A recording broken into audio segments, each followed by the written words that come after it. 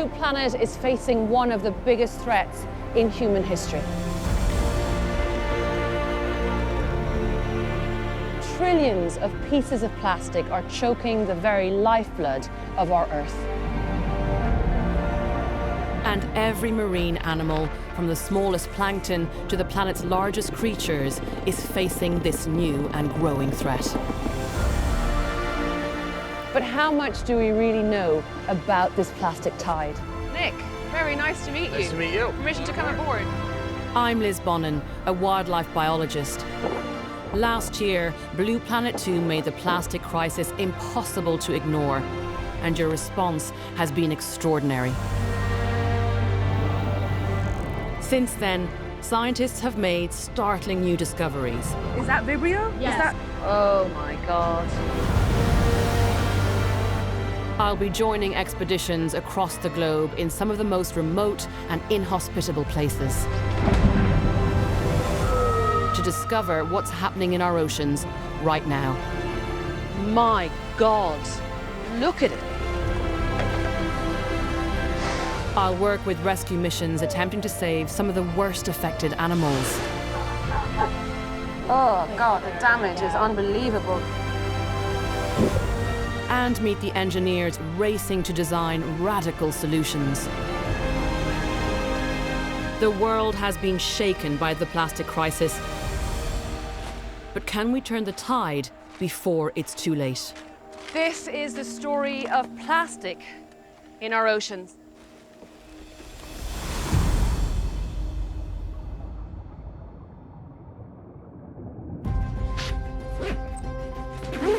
I'm beginning my mission with a group of animals that scientists believe are the key indicators for the health of our oceans. Seabirds. Seabirds spend much of their life around plastic. They fly across the world, living on both the open ocean and the shorelines. They hunt on the surface of the sea where some plastic floats, and beneath the waves where smaller fragments are suspended in the water. And many eat almost anything they can find, including plastic.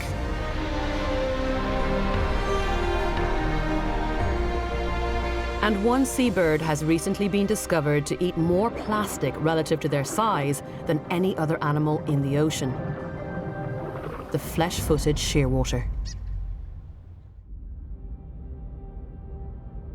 400 miles off the coast of Australia, in the Tasman Sea, is Lord Howe Island.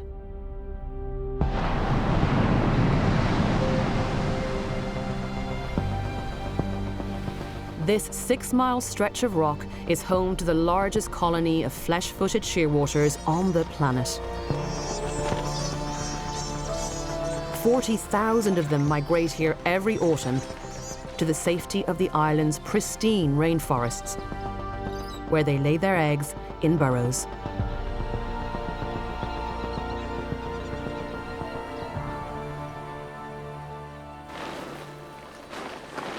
It's just gone 8 o'clock here on Lord Howe Island in the middle of the Tasman Sea.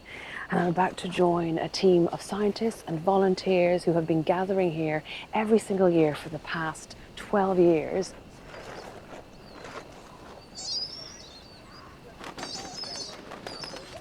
Hello. Oh, look at you. Off he goes waddling down the path towards the sound of the sea.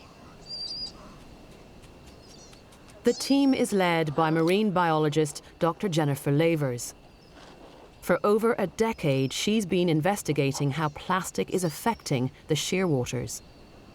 She believes that these birds hold the key to understanding how plastic could be harming all marine life. All right, these are for self-protection. Okay. The birds have quite sharp beaks and also very sharp claws, so those will come in very handy. Okay, perfect. They're everywhere. They're scurrying everywhere, and they're so dark. They just sort of appear out of nowhere. A little bit too late for comfort for me. Okay, off we go.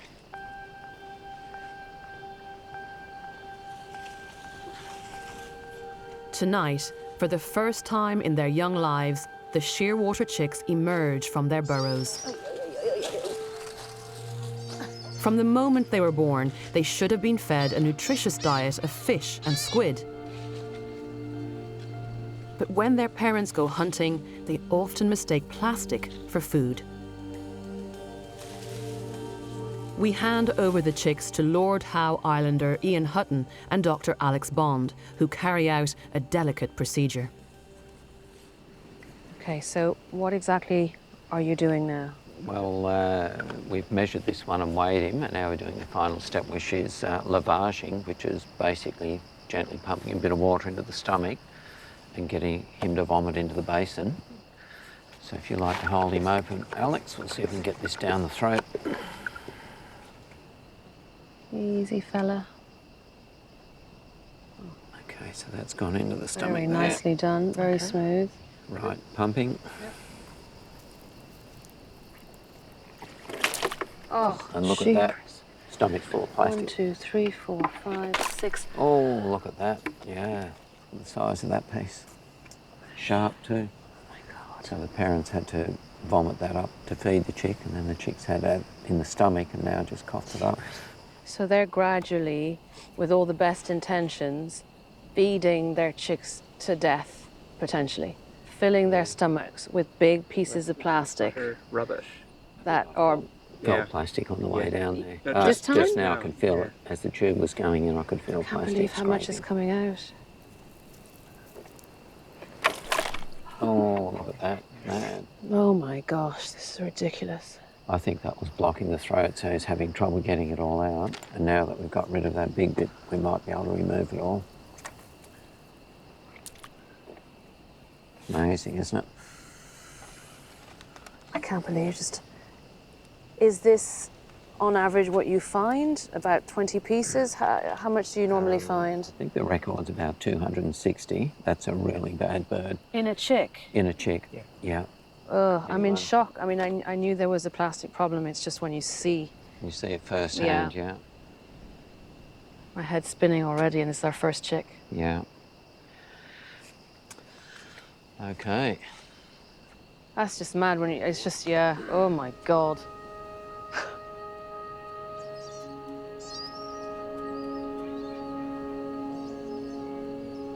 It's really, really hard to watch this poor little thing regurgitating plastic after plastic after plastic. And that wasn't even a bad one. That was 19 pieces of plastic. So yeah, I feel angry and emotional and full of feelings I didn't quite expect would be so strong right now. Yeah, that's about it, really.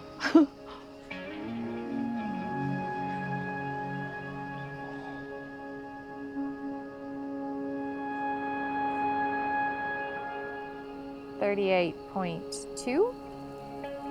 Yeah, not much. For the next 3 hours, we measure them, take feather and blood samples, and empty their stomachs to increase their chances of survival. So in the 12 years you've been doing this in this location, what's changed? What have you seen happening to this breeding colony? The numbers have definitely fluctuated, but definitely more and more of the birds have plastic in them. And we are finding an increasing number of birds that seem to be more heavily affected. So quite a number of years ago, you know, the average number of pieces of plastic per bird might have been closer to perhaps 5 or 10 pieces per bird, and now it's much closer to 30 or 40 pieces per bird. So things are shifting. By 11 p.m., the birds have stopped emerging from their burrows, and it's time to call it a night. I am absolutely shattered. Not only are they long, emotionally draining nights, but it's a relentless job. I'm only doing it for 1 or 2 more nights. These guys are here for 16 nights. I don't know how they do it. Right, to bed.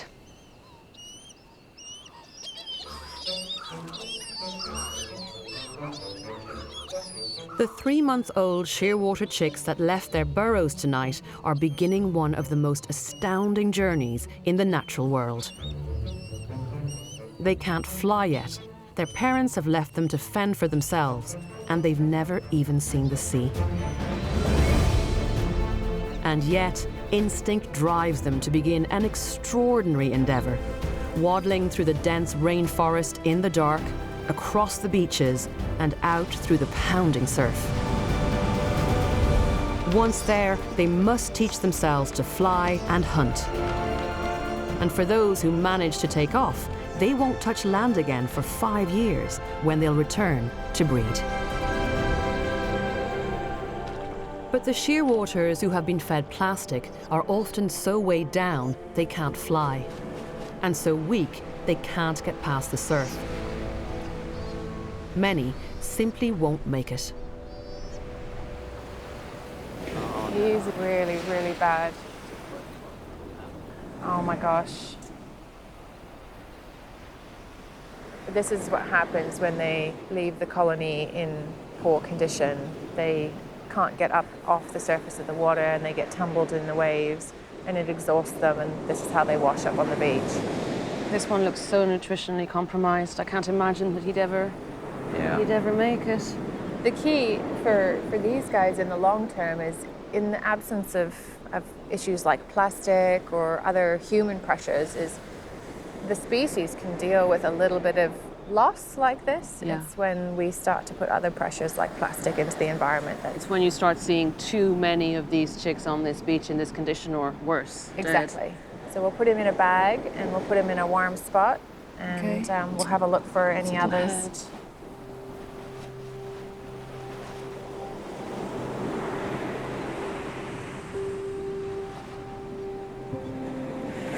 Gosh, yeah, he's on death's door. What do you normally do? Realistically, we'll probably just let nature run its course. How often do you find evidence of plastic ingestion in the chicks that you gather on the beach that haven't made it? Virtually every one. There's some kind of bottle cap or small fragment, or maybe the lid of a pen or something like that.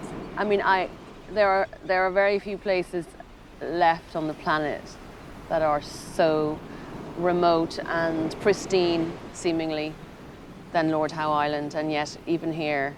It shows what the rest of the world is doing, impacts wildlife on even the remote Everywhere. islands everywhere. And it's a global responsibility. It's that much is without question. Yep.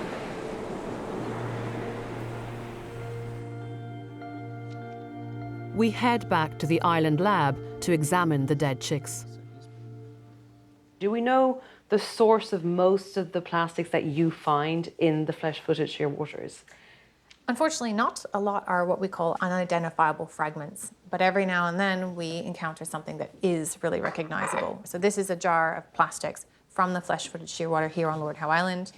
How many birds contribute to this amount of plastic? Maybe 50 to 100, give or take. And right away we see some top offenders. So a really common one, let's have a look here.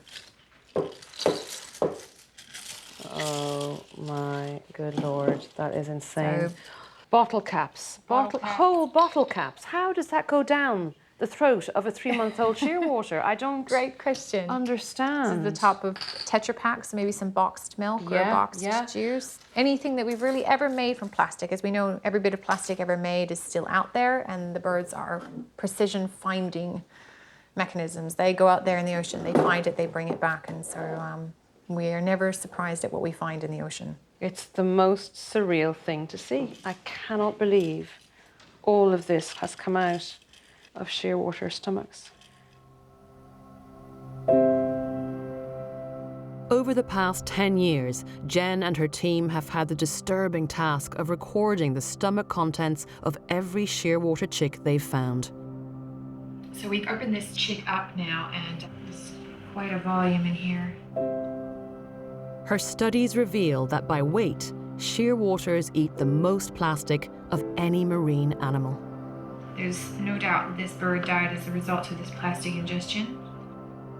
The contents of this bird's stomach is the equivalent of a human eating 10 kilos of plastic. It's quite remarkable.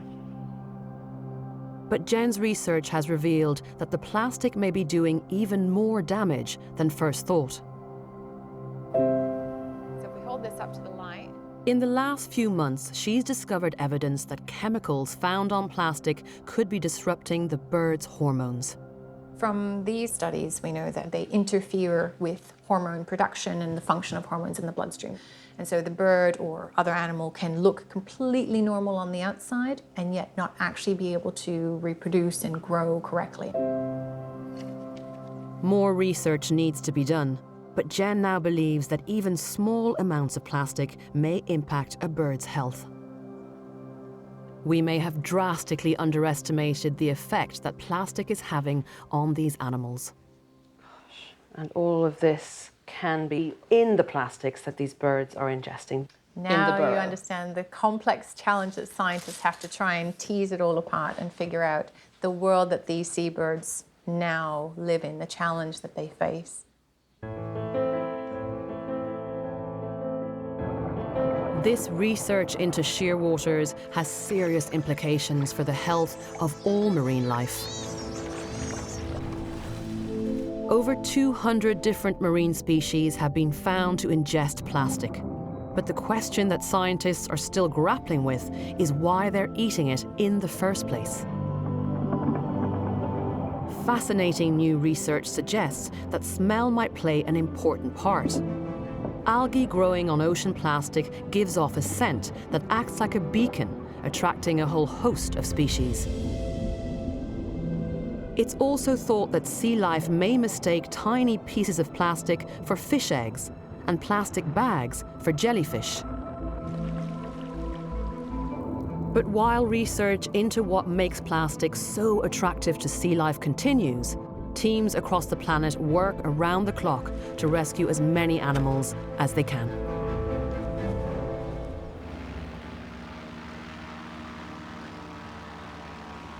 It's time to leave Lord Howe Island.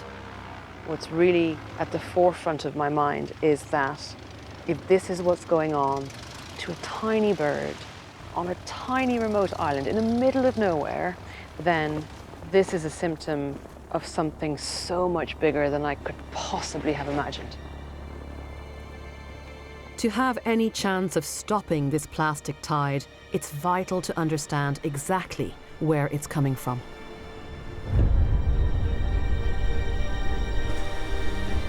Around the globe, every minute, we buy 1 million plastic bottles, 1 million disposable cups, and 2 million plastic bags. And every minute, an entire rubbish truckload of plastic ends up in the ocean.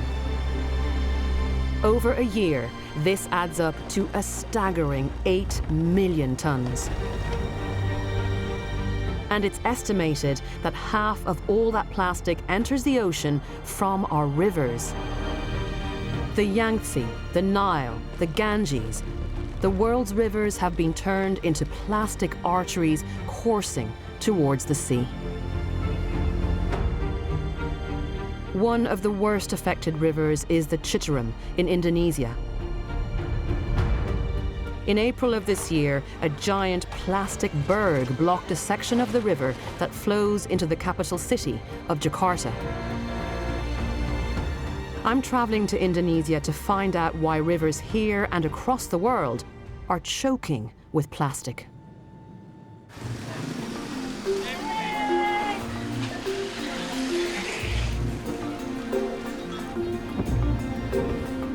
So we've arrived on the island of Java in Indonesia and it is bucketing it down in true tropical rain style. We have just got a call from some villagers who are supposed to visit in a few days' time. And because of these rains, they're sitting in the middle of something that is so disturbing, they've asked us to head out there straight away. So that's where we're going now. I'm meeting Indra Dharmawan, a local whose village plays a reluctant part in the nation's plastic crisis. Indra? Yeah, hello. Nice to meet you. How are you today? Where are we heading? This way? Sorry. Okay. He takes me down to the banks of the Citarum River.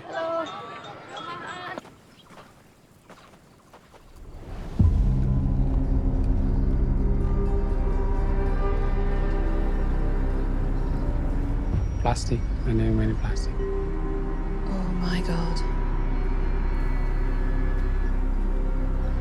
There are people fishing in it. Yes. Overnight, an enormous raft of plastic waste has appeared, over a mile long and stretching across the entire width of the river. I have never seen anything quite like this. What is going on? What is going on? 20 years ago, this stretch of river was teeming with fish. Now, it's being flooded by a deluge of plastic waste.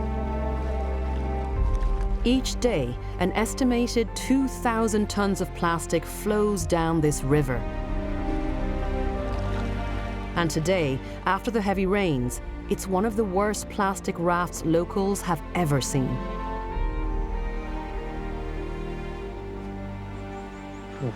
God. Indra, this is crazy. Ya. What are these guys, what are they doing on the boats? Dan pemulung itu tiap hari ngambil sampah dari sini, tapi sampah-sampahnya sampah yang punya nilai ekonomi. Lalu kita kumpulkan, lalu kita jual ke pabrik plastik. Many of the litter pickers used to be fishermen, but plastic waste and pollution in the river has reduced the number of fish species by 60%. And what's left is potentially dangerous to eat. Kalau dulu iya saya ambil ikan dari sini, kalau sekarang mah saya nggak berani ambil ikan dari Sungai Citarum. Dari Sungai Citarum, kalau sekarang mah saya nggak berani gitu kasih ikan sama.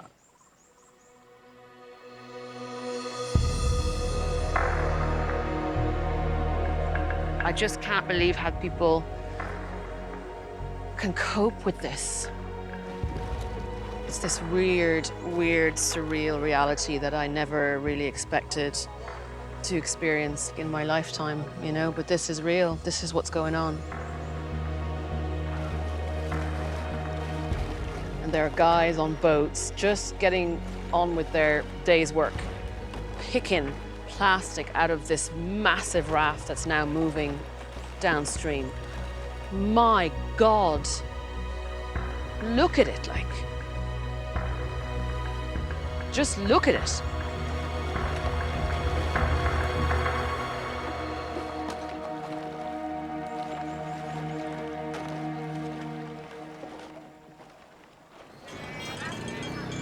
To find out how all this plastic has ended up in the river, I travel upstream to the region of Bandung, home to 165 villages, many of which are on the banks of the Citarum. I've contacted a local environmental campaigner, Denny Riswandani.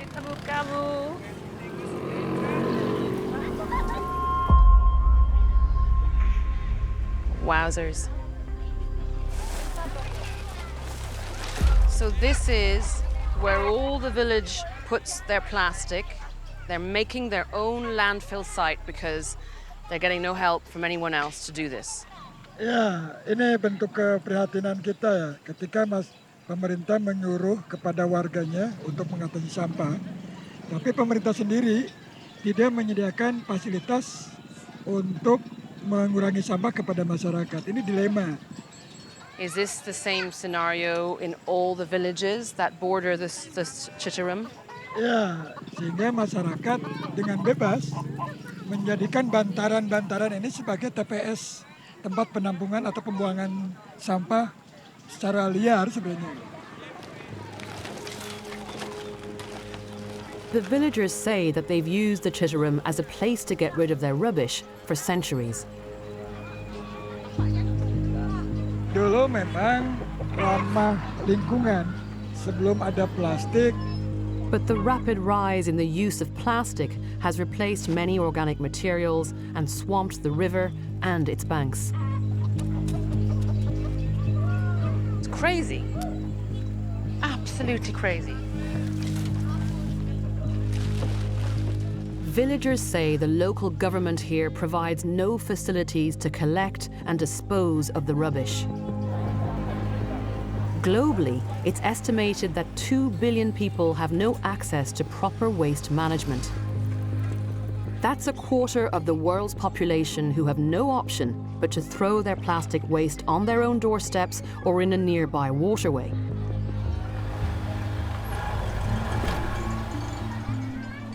But governments are not the only ones being blamed for this.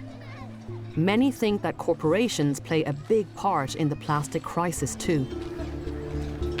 And wealthy global brands have been accused of knowingly selling products to developing countries that often have no adequate way of disposing of the plastic packaging.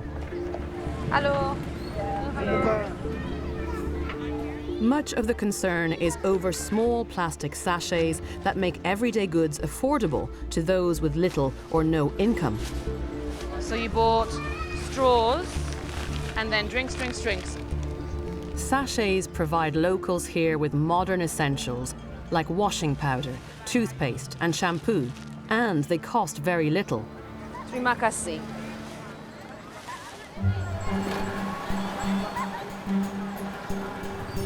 There is a huge dilemma here. On the one hand, you have this new affordable lifestyle that everybody here is as entitled to enjoy as much as we are in the West. And the sachets give them that. But then on the other hand, you've got rivers teeming with the stuff. And whose responsibility is that? Around the world, governments and corporations are starting to address the problem. Some companies are making very public pledges to make all their products 100% reusable, recyclable or compostable by 2025. But many believe 2025 is just too late. The figures suggest that by then, the amount of plastic pouring into our oceans could have already doubled. With such disturbing projections, I want to investigate what other solutions can be found. Adam and John, is that right? It's good to finally talk to you. Inventors and engineers have been designing technology that collects the plastic from our rivers before it enters the sea. The first person I speak to is a surfer from Sydney. So I was reading about your sea bin, and I wanted to know a little bit more about it. The sea bin is quite a simple device. We've basically got a rubbish bin. We have a small water pump, and then we filter out the debris in the middle. Do you ever imagine bringing some sort of sea bin out to Asia? We've got an order sheet with requests from about 170 countries, and as depressing as it is, it's quite an amazing time to see the opportunity of, how we can fix this. The sea bin is an effective solution for harbours and smaller rivers, but it simply couldn't withstand the huge volumes of plastic pouring down the most polluted rivers in the world. There is one solution, which is called Mr. Trash Wheel, and they're pulling out thousands and thousands of pounds of trash per year. And this is something that's suited for high volumes. This wheel has been built in Baltimore Harbour. It lifts plastic rubbish from the river and drops it into a barge. The trash wheel is actually a very simple machine. The water wheel gets its energy from two different sources. One is the flow of the river that brings the trash. The other is we have solar panels on the trash wheel. Yeah, that sounds incredible. Since the wheel started turning in 2014, it's collected almost 1 million plastic bottles, 500,000 plastic bags, and 11 million cigarette butts that are made up of tiny plastic fibers. We picked up over 35 tons of trash in one day. Wow. But with each wheel costing around $500,000, this technology could be just too expensive for many local councils in countries like Indonesia. In Amsterdam, engineers have been experimenting with bubbles. A tube full of holes is placed near the bottom of a river. The air bubbles are forced to the surface, trapping the plastic and funneling it to the riverbank, ready for collection. This design has great potential, but it's still in the prototype phase. I'm also keen to find out about solutions that are coming at the ocean plastic problem from a completely different angle. I've arranged a meeting with this young entrepreneur who's been developing an alternative material to plastic. Now, if it's as good as the reports I've been reading online, it feels to me like this could be a real game changer.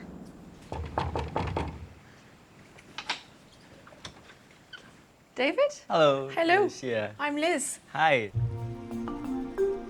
David Christian has been experimenting with a natural resource that could replace plastic packaging. He's focusing on finding an alternative to the billions of plastic sachets used in Indonesia and other developing countries. What is this made of? It's made of seaweed without using any chemical process. So we can use it for the... Cereal bar? Yeah, like from the bar and then for the coffee sachet. So you basically just have to bung this in the hot water and then stir it. Right, I'm going to taste this coffee because you promised me it would not taste of the sea. Yeah, please. It's very hot. That's great. That's a great cup of coffee. This is for soap. So you don't need to open the soap. We can just wash our hand. That's it, just Yeah. and start rubbing? Stop rubbing. That dissolves really quickly. When I think about the amount of little plastic soaps in plastic packaging in all the hotels around the world, wrapped in separate little small plastic bags, and how this could completely change that industry for the better. That's huge. David and his team have also used their seaweed technology to design fast food packaging. I presume the only nutrition in this is in the wrapper. And disposable cups. Take a bite. Food packaging makes up over a third of all plastic waste in the ocean.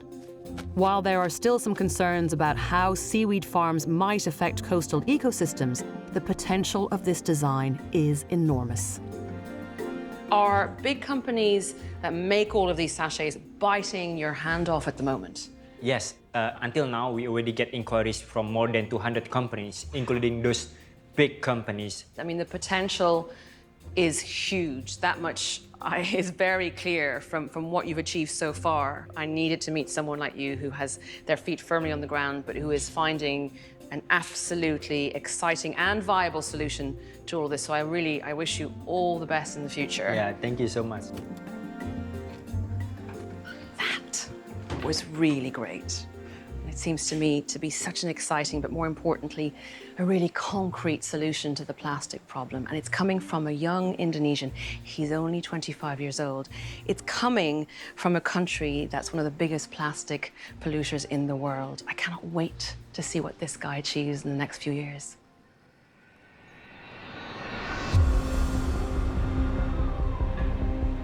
The staggering rise in our global consumption of plastic is down to the fact that it's cheap to produce, light to transport, and incredibly strong. This makes it very attractive to big industry, not least those working on the ocean, who need a material that can cope with the phenomenal power of the sea. The fishing industry puts more plastic in the sea than any other sector. Fishing is one of the largest and oldest industries in the world. It employs 200 million people, and nearly every net, rope and line used in commercial fishing is made of plastic. Over 1 million tons of plastic fishing gear is lost or dumped at sea each year. And the consequences for marine life are catastrophic.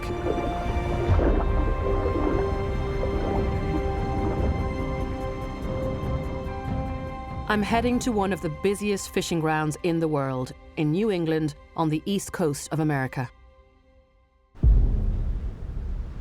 I'm meeting a search and rescue team to better understand how fishing gear affects sea life. They're all getting together for the morning briefing, so I'm just gonna run in. Low tide is around 2 p.m. today, so we're going to be trying to work around the tide. We're going to try and get out as soon as possible. So yesterday we did count at least 17 animals that were entangled. So the work that we're doing today is really important. Thank you all for being here. Let's get all of our gear ready and start getting people loaded up. Brian Sharp leads this team of highly trained experts and volunteers. Seeing everybody walking around with lists, Yes, heads down, lists. It is, yes. I mean, because it is a massive amount of equipment, personnel, just the whole coordination of this. You know, it's something that we only get certain opportunities to do, so we want to make sure that nothing is forgotten. Our first call is to rescue a grey seal pup entangled in fishing net. It's been spotted on a sandbank 2 miles off the coast, and the team have to work quickly to try to save it. Look at its neck. Look at its neck. The pup is entangled in part of a gill net, a vertical wall of netting that traps fish by their gills. It's made of incredibly strong, thin threads of plastic that are almost impossible to break free from. This is a very young animal with a very deep laceration. You can see it there. I can't get over how deep that is. So this is the gear that was entangling the animal. So you see it's basically forms this deadly necklace around the seal. The width of that cut, I can't. Yeah. And as the animal moves, as the animal swims, as the animal grows, it makes that cut deeper and wider. What do you think its chances are, Brian? It's hard to say. 1, 2, 3, lift. So the plan now is to get that young seal back to I4 headquarters and give it 24-hour care because she's in such a bad state. Fluids, and then we'll give her some antibiotics and pain meds. All right, so we'll grab all of our stuff and we'll get out of here and give her some rest. Look at her. All right, go ahead and close those doors. It's not long before this 5-month-old pup's condition deteriorates. Sadly, she doesn't make it through the night. Just watch your step there. Yeah. It's the job of biologist Misty Niemeyer to discover the cause of death for all the seals brought in by the rescue team. I joined the examination of another seal who suffered a fatal neck wound. Well, we always want to, oh yeah, there it is. Hang on though, is that what the rope did? That was all done likely from this line. It somehow got this around its neck and then it started to grow and then it started to slowly cut into around the neck. So we'll want to do. It's so young. Or how old is this? So it was probably born sometime in May or June. So it's only a few months old. I mean, these are intelligent, social, sentient mammals. This pup was in how much pain? Something like this, where it's around your neck, where you're trying to breathe and where you're trying to eat, and you're constantly moving and swimming. That it's probably constantly painful. So we can just try to slide this off. Think it will? I think so.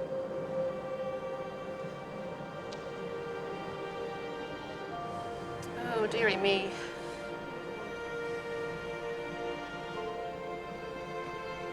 You guys are so amazing and pragmatic. Just holding its little head just set me off. Yeah, it can be difficult sometimes. Oh, dear. It's such a young little thing, you know? It didn't even have a chance at life at all. She's breaking my heart. They're all breaking my heart. This whole situation is breaking my heart. Can you believe this is what goes on when we carry on with our lives, you know? And then they've got to go back out there and keep going, and it just never stops. It's too much. Entanglements are affecting animals all over the world, killing an estimated 300,000 marine mammals a year and over 400,000 seabirds. Many of these animals have been caught in plastic fishing gear. Whales in particular are badly affected because they migrate through some of the busiest fishing grounds. One species of whale is so under threat, it's being pushed to the brink of extinction. The North Atlantic right whale. To reduce the number of right whale entanglements, local authorities here have imposed strict fishing bans at the peak of their migration. And fishermen have also made significant changes to their fishing gear. But with more rules and restrictions on the horizon, a backlash is brewing. We've got so much regulation jammed up our ass. The lobstermen, you're going to put them out of business. Not one of the boats in this harbor has caught a right whale, ever. Ever. I tracked down another fisherman. Nick. Yes. I'm Liz. Hi, Liz. Very nice to meet you. Nice to meet you. Permission to come aboard. Absolutely. Nick Muto is keen to explain the struggle the industry is facing and why plastic rope is so vital to their work.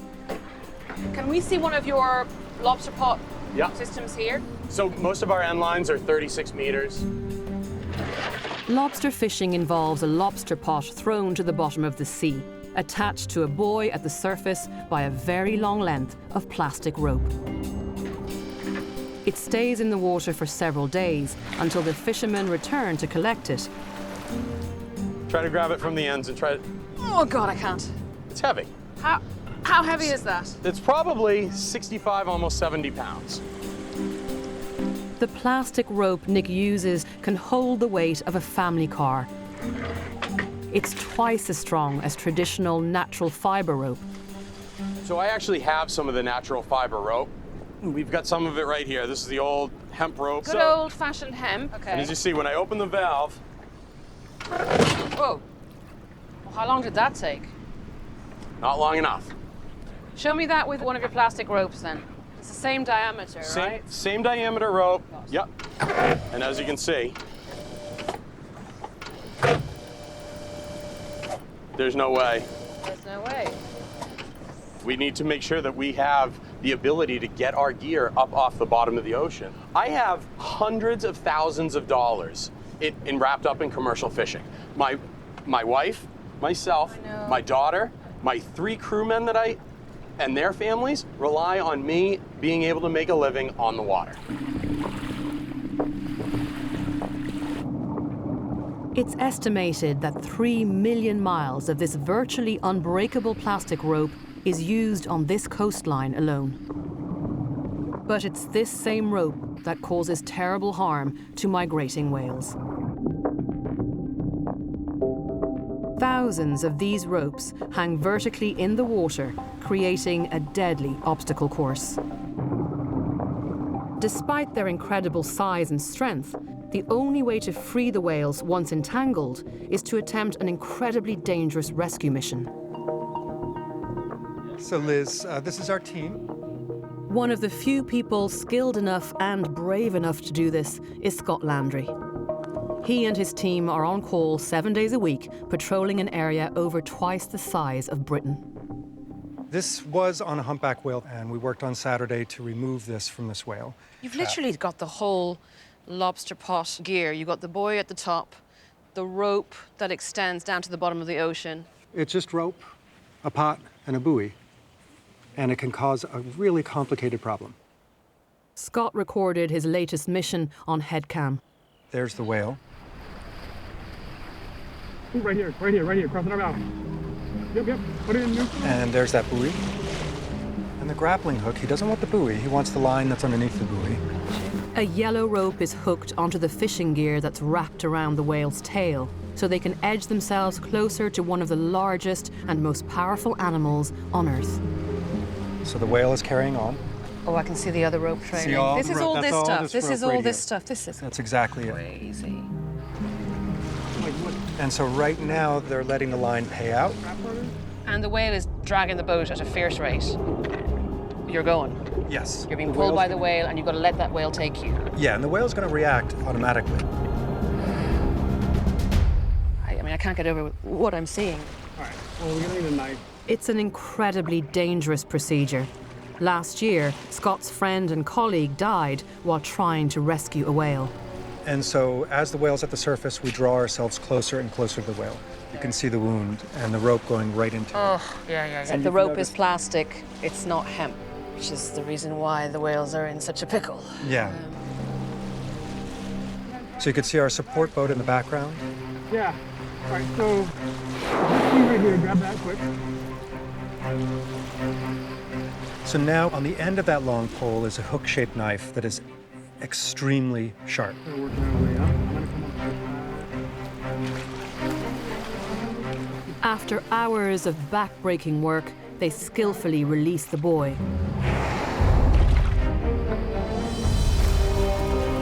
The plastic fishing rope is cut away, finally setting the animal free. So it's now going to be free to swim away. This animal has a lot of work to do on its own now. Nothing we can do for it. We cannot give it medication, no palliative care. And so I can't say that this whale for sure is out of the woods.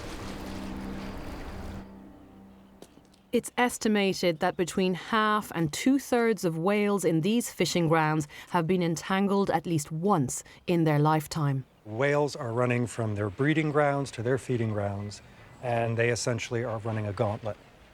This is where it becomes extremely difficult for, say, a local fisherman to buy into this issue. Are you finding that the majority of entanglements are caused by active fishing gear?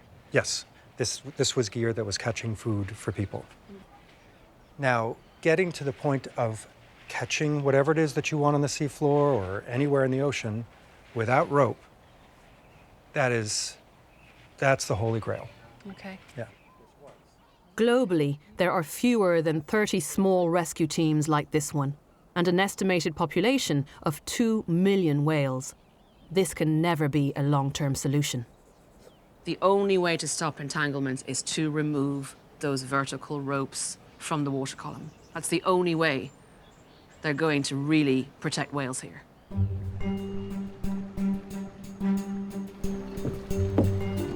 Some of the fishermen here are open to finding out about alternative fishing techniques.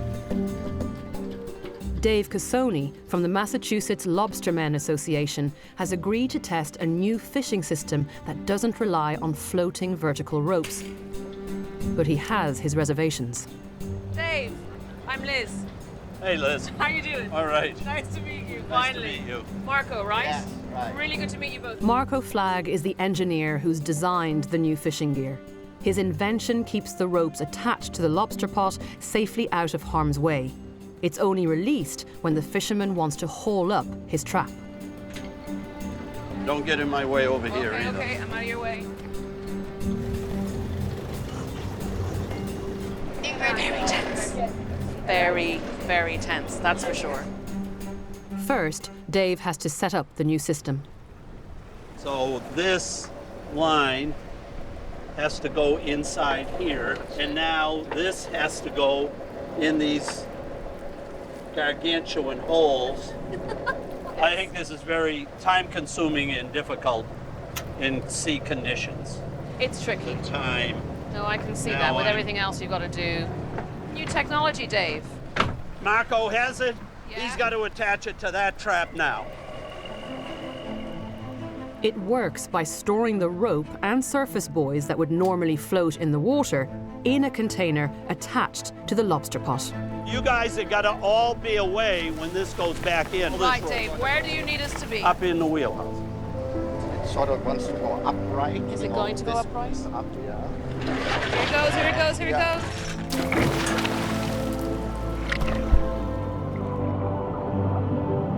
The pots can now sit on the seabed without any plastic ropes causing an obstacle to marine life. But with no visible buoys, Dave needs to use a GPS system to find his pots. You're going to the right, or you can do a circle the other way. We need to turn back on ourselves, basically.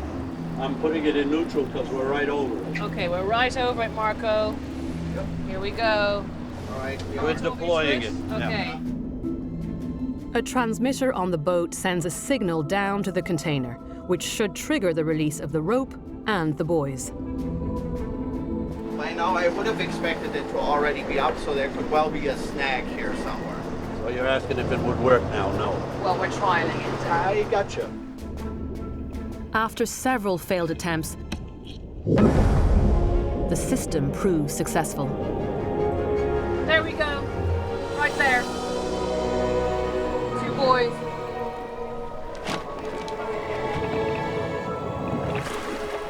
There it is. The technology is there, but there are glitches. So even though you've seen this pop up, yes, you're not confident yet. It has a lot to overcome. I'm not sure that I'm thrilled with being the pioneer on this. Why not? Because some pioneers are glorified, others are vilified.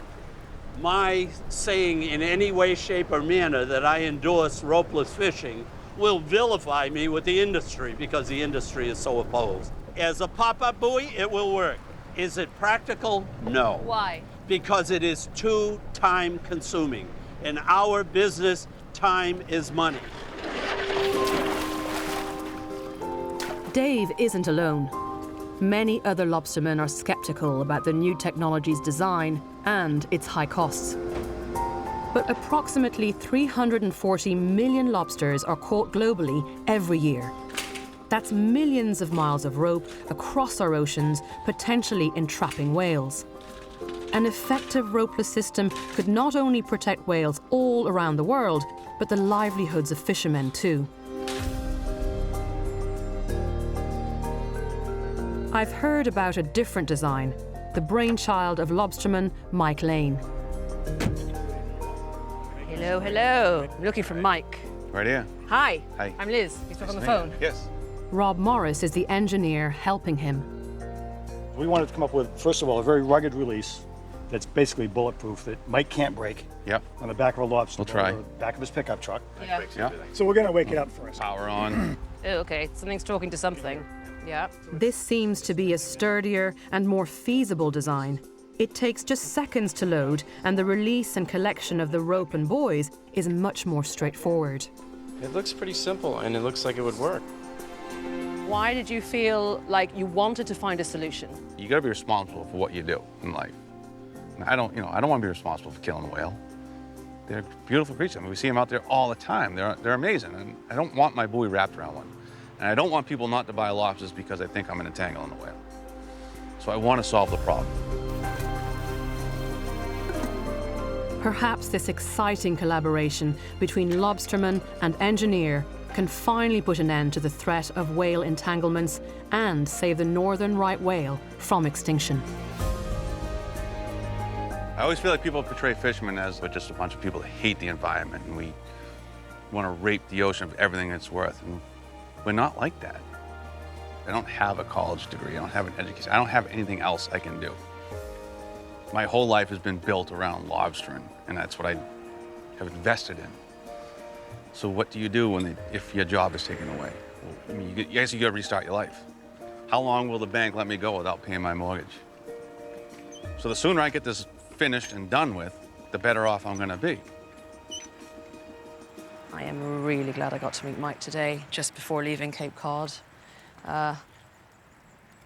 He's really struck a chord with me, and I think it's because amidst all of the contention and complex issues and the discussions, which of course need to happen, he just decided to get on with it from the start, to take it into his own hands and be a fisherman that's finding a solution to a fishing industry problem.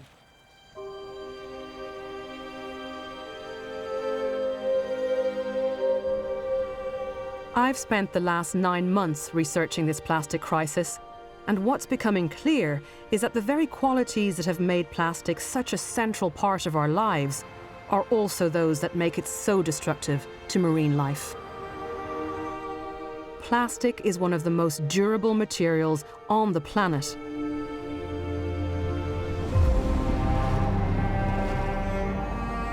Virtually every single piece of plastic that's ever entered the ocean is still there. In fact, just last year, plastic was found at the bottom of the Marianas Trench at a depth of 7 miles. And scientists have recently discovered that it's threatening one of the ocean's most fragile ecosystems, coral reefs.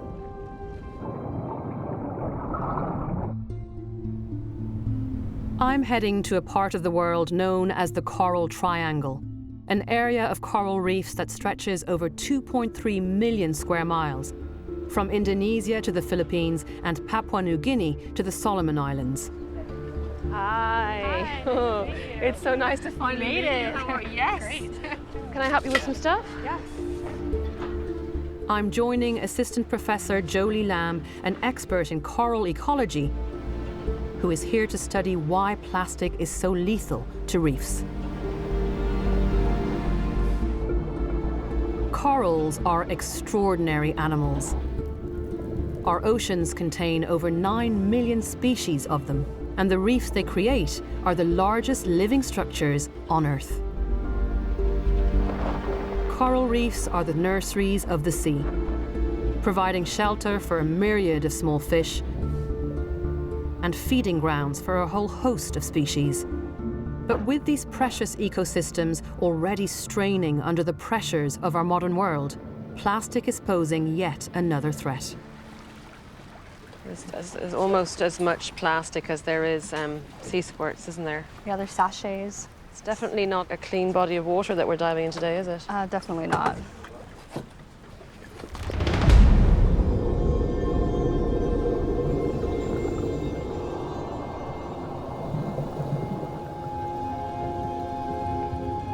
As soon as I'm under the surface, it's clear that this reef is in trouble.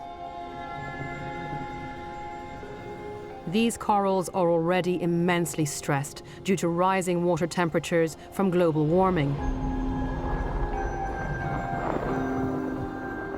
And all around me, plastic is now covering these vulnerable animals.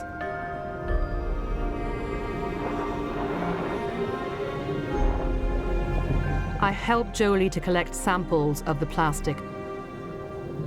She believes that another danger is threatening the coral.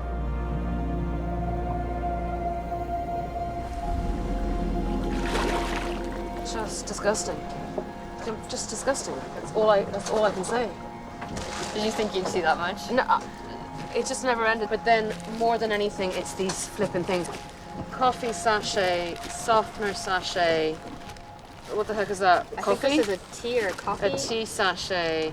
A soup sauce cereal. sachet. Sachet after sachet after sachet after sachet.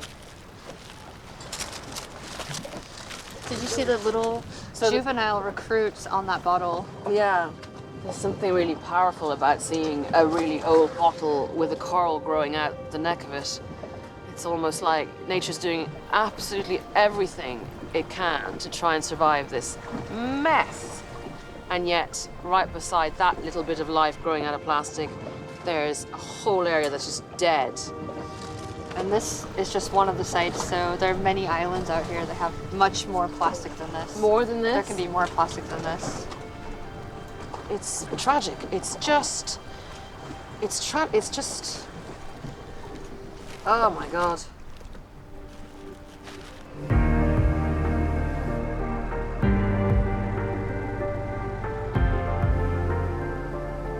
We head to a nearby island to examine what might be living on the surface of the plastic we've collected.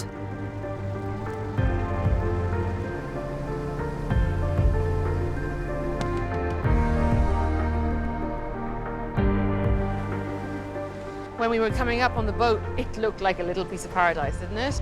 And now, just covered. Look at all the fishing lines on the bottom of the pier. Shall we offload everything on the side? Yeah, okay, we'll put this here. Jolie's new research has led her to believe that lethal doses of bacteria are being transported on the plastic. Plastics like this one here is just full of these little pits and pores. And even on a bottle, if you look up very closely, you can see all these nooks and crannies. So it's about the texture of plastic? Yes. The surface of plastic provides the perfect home for bacteria to thrive. One of the most dangerous bacteria for coral is found in a group called Vibrio, one strain of which causes cholera in humans. So what we're going to do is do a scraping of what's on this plastic, and we're going to test whether or not it has Vibrio. And Vibrio is a pathogen, which means it can cause disease in corals and shrimp and oysters. Okay, so which sample would you like to start with? Let's start with the rice sack. And what's the liquid that's in here? So this is just filtered, sterile seawater. Okay. Just want to turn it into a nice green pea soup. Oh, that's brown soup, but it's definitely soupy. And you just put 4 drops here and 4 drops here. Perfect. Jolie uses a bacteria testing kit. If a particular toxin produced by Vibrio is present, a red line will appear in the small window. Oh, what? Look. Is that Vibrio? Yes. Is that... Oh! Oh my God. That's from the sack. That's the sack. Yeah, this one is light too. So what does this mean for this reef? It's essentially a whole new way to transport diseases that we never even thought about until this year. Until this year? This year.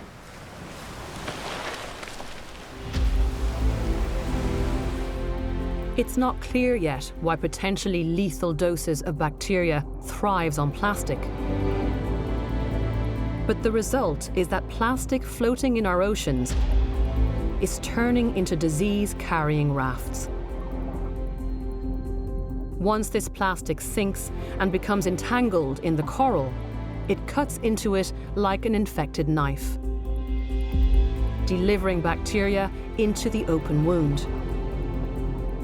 Coral tissue is slowly destroyed as the bacteria moves across it, in the same way that gangrene spreads across human flesh. This newly discovered threat paints a harrowing picture for the future of our reefs. So we looked at 124,000 corals with and without plastic. And when we see the plastic on the coral, the likelihood of disease goes up to 89%. 89%? Likelihood, yes. Mind-blowing. I'm absolutely gobsmacked. I thought I knew how much plastic was affecting marine life. I didn't for a second think it could also be a carrier of disease. But there is a glimmer of hope. Some reefs are showing fewer signs of disease.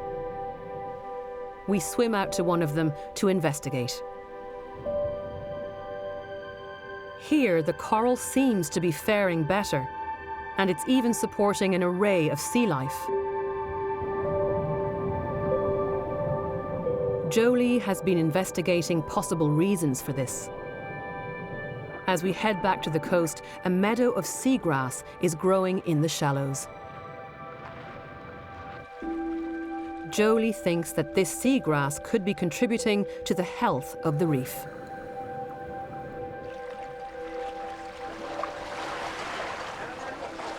So look at what happens. Like there's like no plastic, and then it traps it. So essentially, this is the first line of defense. When you have seagrass before a coral reef, it physically traps the plastic. Yeah, you can see it physically slowing the water down and also trapping it like fingers. But seagrass may be doing much more than simply acting as a physical barrier. What we found recently is that the seagrass reduces harmful bacteria by 50%. 50%? 50%. That's extraordinary. It is. Seagrass can actually kill bacteria that's harmful to people and also marine organisms. So this is really seriously important stuff. Seagrass meadows are not only trapping the plastic, they're also disinfecting it. It's thought that the grass could contain antibiotic properties that kills off the bacteria. More research needs to be done, but this is a promising discovery. It may be that nature will provide some solutions of its own to the plastic crisis. Seagrass is on every continental shelf except for Antarctica. It is one of the most important ecosystems, and so if we can start showing that it's important for small islands like this, but also where I come from and where you come from, then that's the best way we can move forward.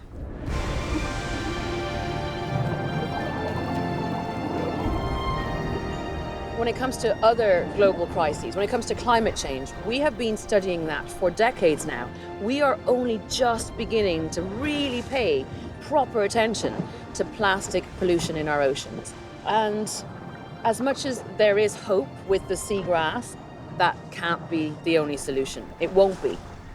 It won't be the only solution. We have to find other answers, and we have to find them very, very quickly. So what else can be done to solve a problem of this magnitude? Predictions make for grim reading. Reports say the amount of plastic we use and throw away is growing year on year. And some have suggested that by 2050, there will be more pieces of plastic in the ocean than fish. I've read about valiant but small-scale efforts to clean up the ocean plastic, beach cleans, boat trawls, and diving projects. And yet, with an estimated 51 trillion pieces of plastic in the ocean, they simply won't be enough. But it's been reported that one pioneering project could remove hundreds and even thousands of tons of plastic from the ocean. The project was devised by a 16-year-old boy. He's now 24 and is realizing his dream. Boyan, hi, Liz. Nice to finally meet you. I meet him in the Netherlands. So when I was 16, I went scuba diving in Greece, and I looked around me and I saw more plastic bags and fish, and I just wondered, why can't we clean this up? Now we have a team close to 100 people, we raise tens of millions of dollars. Boyan Slat and his team have designed a floating 600-meter tube with a 3-meter curtain hanging beneath it. Pushed by the waves, it will travel across the seas, collecting plastic as it goes. Talk me through it, because it looks fairly simple, but obviously so much thought and brain power and collaboration has gone into this. Yeah, it has been extremely complicated to get to something simple, I must say. So it's a very long floating barrier. The plastic just gets pushed around by the current. Like a giant Pac-Man, the system roams the ocean and collects the plastic. Scientists have identified 5 colossal areas of plastic waste floating in our oceans. The plastic is gathered by enormous swirling vortexes, fed by a global network of ocean currents. Boyan is concentrating his efforts on collecting the plastic from the largest of these, the Great Pacific Garbage Patch between Hawaii and California, which is now over 3 times the size of France. Pretty soon I discovered that everyone in the field was saying, well, no way you can do that. The ocean is too big, the ocean is too violent. Just forget about it. The only thing we can do is not make it worse. Which, first of all, I think is a very depressing message. Just a few weeks ago, after years of research and development, Boyan launched his ocean cleanup system in San Francisco. Am I allowed to jump the gun here already and ask you what the ambition is for ocean cleanup? How many of these systems do you envisage being out there doing their job? Once the first system is working, we'll then start the scale up from 1 to around 60 of these systems roaming the Pacific Ocean. And if we manage to do that, well then we should be able to clean up half this Great Pacific Garbage Patch every 5 years. The sooner we get it out, the better it is for the ocean. Just a few weeks ago, Boyan launched his ocean cleanup system in San Francisco. It's making its way to the Great Pacific Garbage Patch to begin its work. There will be many months of testing out in the open sea. This plastic crisis is only going to be solved through a whole host of different collaborations and practical solutions from more people like Boyan.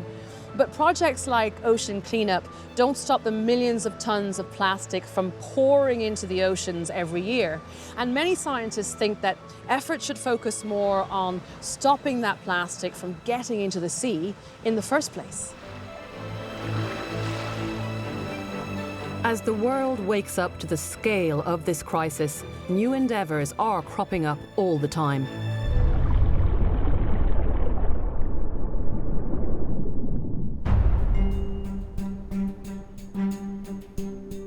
A project on a remote Indonesian island is experimenting with a system they're calling the garbage bank. Here, the problem is easy to see. The ocean is the waste bin for hundreds of households. In the last 25 years, to dispose of the plastic, people here are just dumping it into the ocean. Yes. I meet Professor Jamal Jompa, a marine scientist who's going to show me how the system works. They see it's a solution, a simple solution for them to get away from this garbage. And they have no other option. They haven't had any assistance from the government or anyone else about where to put it. So where else would they put it? Right. But for them, it is not a problem because they don't see that yet as a disaster. They don't see this is going to reduce or affect their livelihood. Yeah. The villagers here are taking things into their own hands. A community enterprise project has begun to make it worthwhile for locals to be more careful with their plastic. Hello, hello. So what is this place? This is called kind of garbage bank. The bank collects used plastic from the neighbourhood, paying people by the weight they hand over.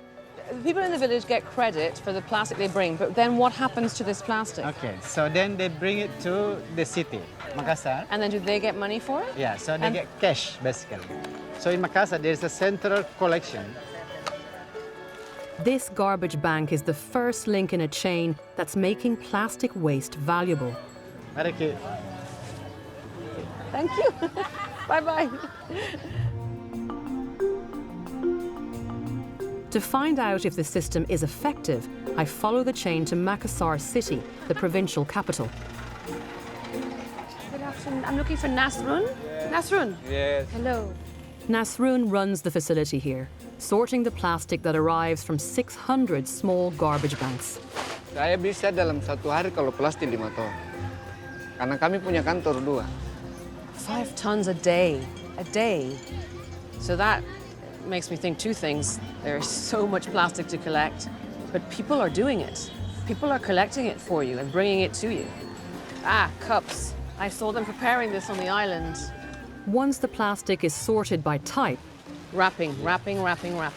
This is all bottles? Yeah. Various companies arrive to buy it. Nasrun, where are these bottles going now? Ini plastik ini akan dibawa oleh vendor yang ngambilin kebetulan ini vendor khusus botol. Itu masuk dibawa di gudangnya, nanti di sana disatukan kembali. So I've just spoken to the guy who's buying these bottles and he's allowing me to follow them to his establishment, the next link in the chain. We travel to a much bigger warehouse on the outskirts of the city. So this is it. This is your operation.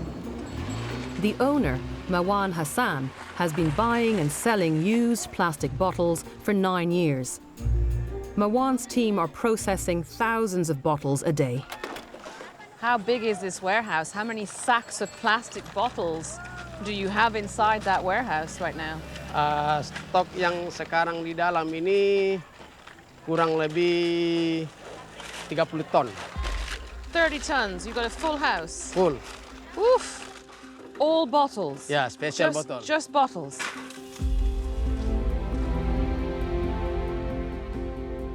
Here, the bottles are compacted before they're sold to a much bigger company in Jakarta, who shreds them up to be sold again and turned into lower-grade plastic products like carpet backing. But you know what? This mass of plastic is being dealt with. 30 tons of plastic bottles are not in the oceans because of this guy.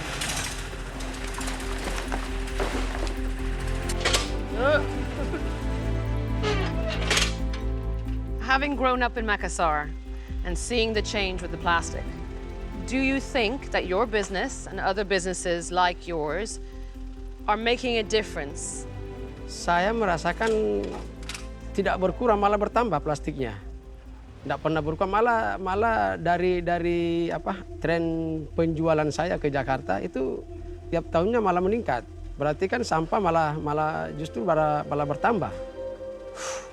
So even warehouses like this and the amount of plastic you take in is not making a difference, you don't think? Ini sebenarnya kalau mau kita urutkan ya, bahwa ini gudang saya masih terbilang kecil, masih kurang.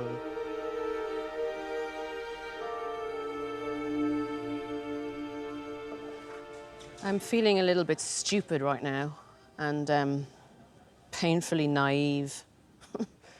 Like when I met Nasrun, I was so elated when I thought that, oh gosh, okay, there's a solution here, there's an answer. And of course they're doing something. It's better than doing nothing. But what I've just learned in here is that it's not breaking the back of the plastics problem. And this isn't making a difference. Like, what does that mean about how bad this is? The reality is there simply aren't enough facilities here to keep up with this relentless deluge of plastic. But this isn't just Indonesia's problem. Across the world, only 11% of plastic is recycled. Currently, the focus is still on producing new plastic rather than recycling it. If something doesn't change, it's estimated that annual plastic production in 2050 will have increased by 500%.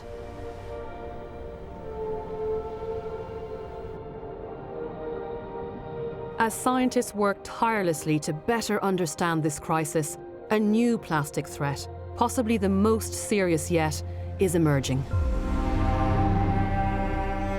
Trillions of microplastics, tiny pieces of plastic, some no bigger than a speck of dust, floating in our oceans. These microplastics are even transported to the top of the world, where I'm heading on my final expedition.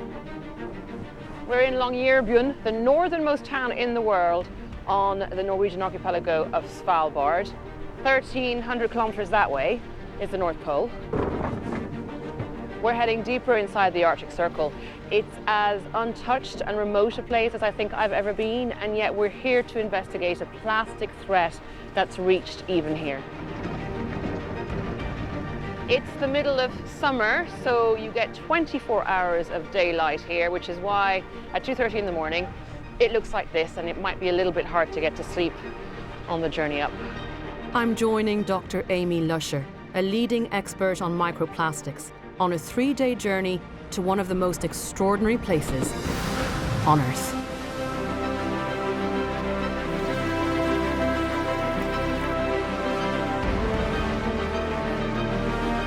The Arctic is home to some of our most astounding wildlife. Magnificent polar bears roam the ice. Walruses haul out on the beaches. And majestic narwhals and belugas hunt in the freezing waters.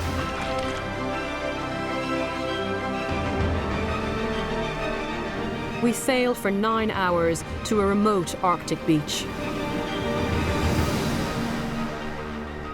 Miles from any human habitation. Wow. Even here, we are in a very remote part of the planet. And yet, the plastic reaches even here. Tomato ketchup, good Lord. That's the tomato ketchup. I mean, I can't believe the nozzle and the bottle separated at whatever stage. It's obscene. Up here in the Arctic, the plastic becomes really, really brittle quite quickly, and they just start to break down. So, yeah, it just snaps in your hand. Finding big pieces of plastic in one of the most remote places on Earth is alarming enough. So if you take this and fill it up with some nice clean water. But Amy is much more concerned with the smaller fragments. We take a closer look at the sand. So now we're just going to take a scoop of the top layer of sand. Okay. We put the sand in carefully. And if we tape it so it comes out of this corner, it will be a lot easier for us. There's loads of bits of plastic floating on the top. We call them microplastics. Normally, it's anything less than 1 millimeter in size is a microplastic. Microplastic. Much of it is a result of larger pieces breaking up at sea, but it's also coming from some more surprising sources. Microscopic fibers are being washed out of our synthetic clothing. Last month, a UK university revealed that in each synthetic wash cycle, more than 700,000 microplastic fibers are released into the environment. Microbeads in toothpaste and face scrubs are being washed down the sink. And rain is flushing tiny plastic fragments from our car tires into drains. It just keeps getting more and more complex. I've been focusing on the big bits of plastic and how they're affecting wildlife. This is almost overwhelming to think about all of this stuff. It's a little bit scary when you think about it. Originally, they used to say the only places that we hadn't found microplastics were the Arctic and Antarctic, but it's in front of us here.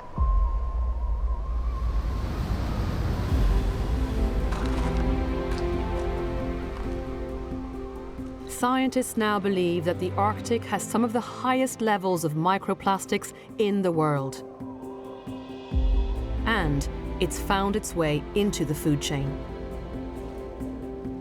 In a recent study, scientists injected microplastics with a fluorescent marker. They discovered that tiny plankton are ingesting them. They then focused their research up the food chain to small fish, mussels, clams and oysters, and discovered that they were ingesting microplastics too. The concern now is that microplastics are heading further up the food chain to some of the biggest ocean predators. This island is home to a colony of walruses. This one's rolling into the water. And Amy wants to find out if microplastics have made their way into their diet. What a sight for sore eyes. This is the first time anyone has investigated this. I'm just watching these stunning juveniles just frolicking. It's the only word I can think of. I mean, look at them. They're joyful here.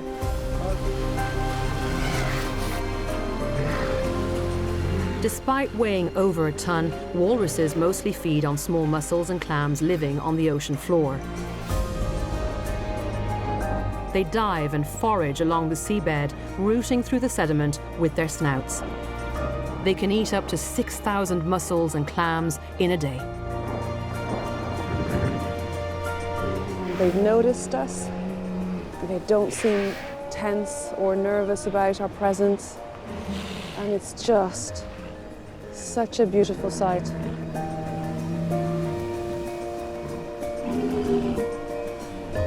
To discover if walruses are ingesting microplastics, Amy needs to analyze their feces. Poo! They just found poo. Poo, I can smell it from here. This is a huge one. That must be the dominant male. It's gotta be. This has even got a little fibre in it. A microfiber? Yeah. Already, there are signs of microplastics. Fiber in this one, so yeah, fiber. Yeah. Back in the lab, it doesn't take long to confirm what Amy has suspected. So I found a fibre. I can see it. I can see it. So if you look down here, you'll see it a lot clearer. Okay. So that is a fragment of plastic. And from the shape of it, you can see that it's red. Yeah, it's bright red. And you can see that it's a piece of plastic that's been shaved. So, the first evidence of plastic inside the feces of walruses in the Arctic. Yeah. Is this plastic that's coming the whole way up the food chain, from the plankton to the mussel to the walrus? We know that the mussels have the plastic in. the whole nature and the way that the walrus feeds, it's very likely that it's come from its prey. So that's it. In the Arctic, one of the most remote, seemingly pristine places in the world, there is plastic from the very bottom of the food chain all the way up to the top. What does that mean for such a precious, fragile ecosystem like the Arctic that's already under tremendous pressure from mankind and the way we live? As more plastic enters the environment, there's going to be more plastic available for animals to ingest. And we're going to see more plastic than anything else inside the animals. And I think that's quite shocking. With evidence of microplastics throughout the entire food chain, it raises the question, what effect is it having on us? Scientists have now discovered that plastic is entering our bodies from a whole host of different sources. From the air we breathe, the water we drink, the food we eat. The research about how all this plastic may be affecting us is in its infancy. But the evidence we have about how it affects marine life paints a disturbing picture.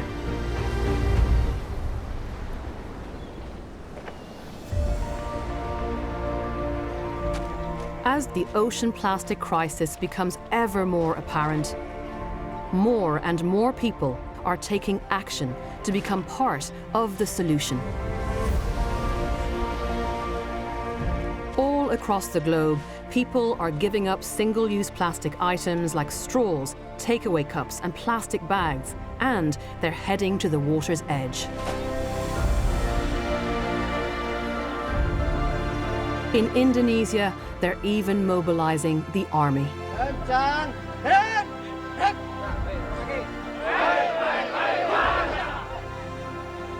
It's 7 o'clock in the morning here in Majalaya, and there's a real buzz in the air. The army have gathered here with some girls from a high school, 2 local NGOs, and elders from the villages around here, and they've all gathered here this morning to clean up as much plastic as they possibly can.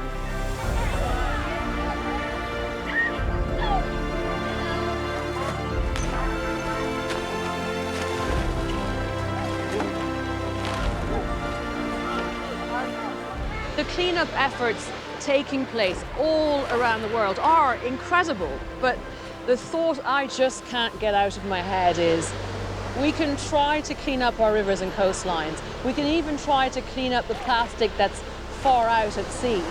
But unless we turn off the plastic tap, the unrelenting deluge that enters our oceans every day simply will never stop. If we don't, the result will be catastrophic for all marine life. From the smallest creature to the largest mammal, our planet depends on a healthy and thriving ocean for its very survival. We can do this. We can save our oceans. But we need to act before it's too late. If you'd like to find out more about the actions you can take to help make a difference, go to bbc.com/plasticsaction.